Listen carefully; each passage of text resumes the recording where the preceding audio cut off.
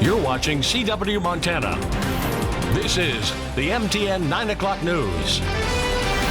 And good evening. Thanks for joining us on this Thursday. I'm Andrea Lutz. Of course, a lot developing in the state of Montana tonight, including this. 2 men are behind bars. A woman is dead from a gunshot wound in Billings. All of this stemming from a human trafficking investigation. Plus, Miss Montana celebrates a presidential flyover on the 75th anniversary of D-Day. But first, it is official now. Republican Congressman Greg Gianforte is running for governor of Montana again, and today took the first steps toward launching his campaign. Montana's current Republican Congressman Greg Gianforte has filed his fundraising paperwork. He is officially running for governor next year. Gianforte will formally kick off his campaign next week at the Republican Party convention in Helena. The Bozeman businessman is the 4th Republican to join the 2020 race. Also running, Attorney General Tim Fox, State Senator Al Olszewski of Kalispell, and Secretary of State Corey Stapleton. Current Governor Steve Bullock is running for president, and his term is now out. New changes to the health care system for U.S. veterans after Congress passed VA Mission Act a year ago.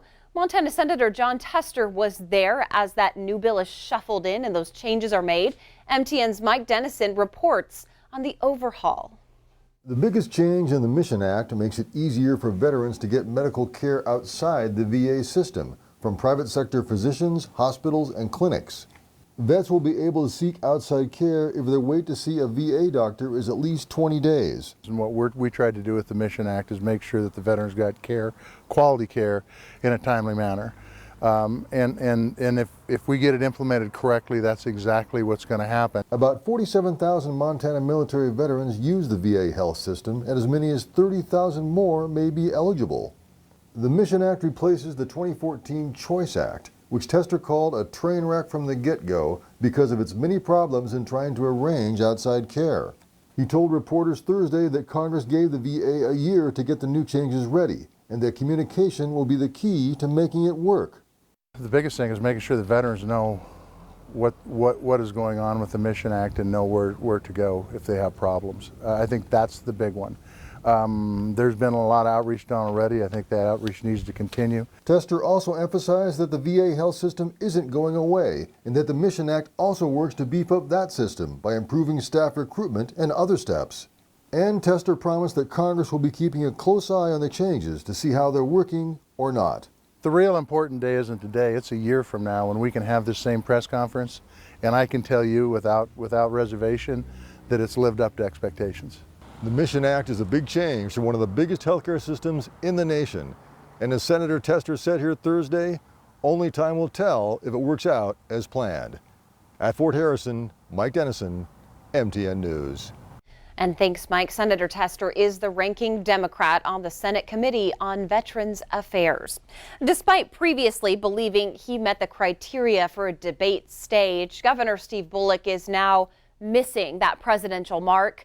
The Democratic National Committee establishes rules to qualify for the debates, and now it says Bullock doesn't quite meet those qualifying options. The options include a 1% to 3% on national or state polls or 65,000 unique donors. The cutoff date to meet that criteria is next Wednesday, June 12th.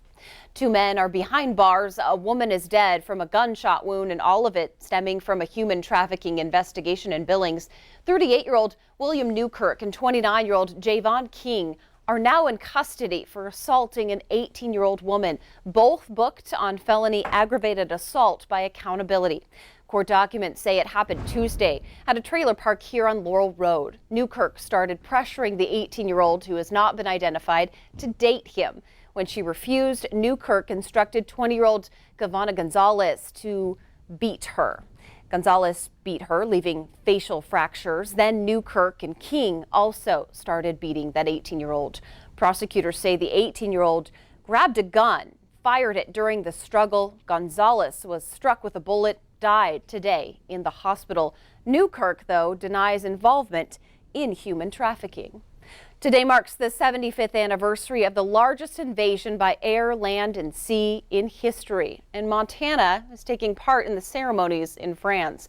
Right in the middle of the commemoration of the D-Day invasion is Miss Montana. The World War II era C-47 plane took part in that presidential flyover over Omaha Beach, where thousands lost their lives.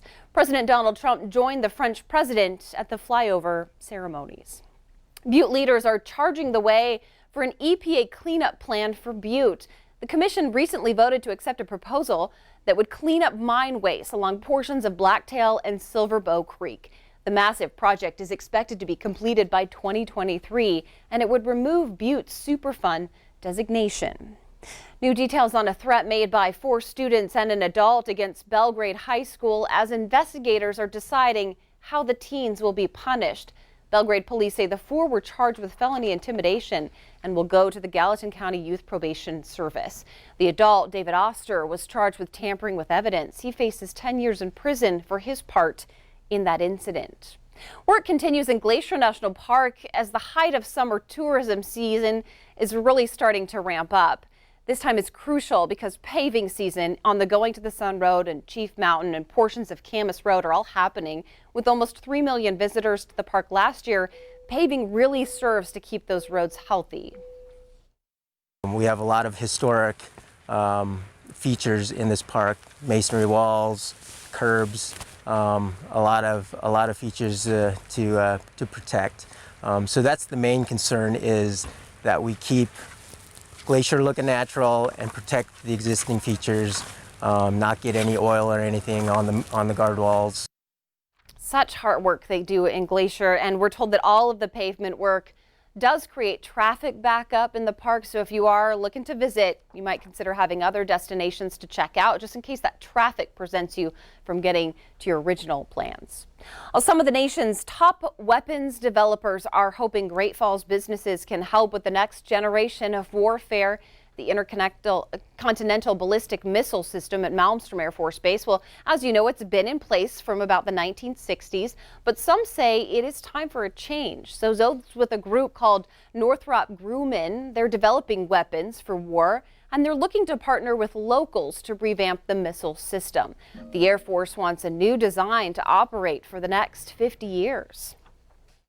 We need to be out, we need to be talking with communities, growing the partnership, expanding the communication, and importantly at this point, beginning to qualify businesses.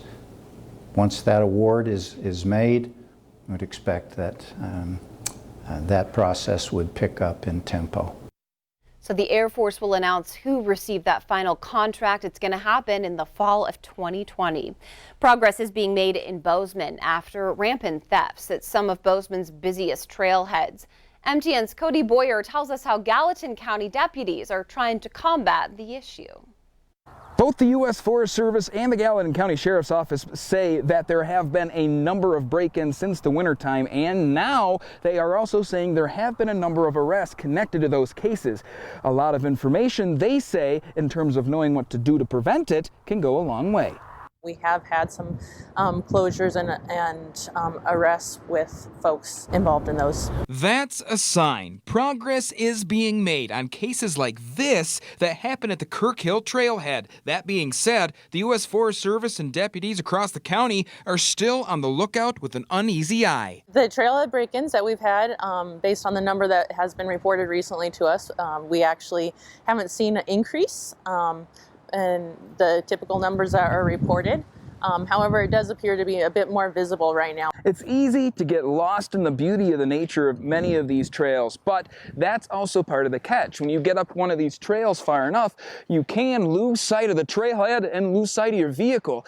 So stowing your items wherever you can could go a long way to stop thieves. Think about what it is that you do and don't need. Take a moment to stow those valuables. The Forest Service adds that locking your doors and sharing their caution also make a difference. Yet, Sheriff Brian Gutkin says thieves will still try. This time of year, we see a lot more activity at the trailheads. Therefore, unfortunately, there's more criminal mischief and thefts. If you see something, say something. Also, a good idea, hiding your things away from the parking lot. Not doing it while you're sitting at the trailhead. Do it before you get to the trailhead. So if someone's in the area watching, being able to to take those steps prior to even getting to the trailhead can really help.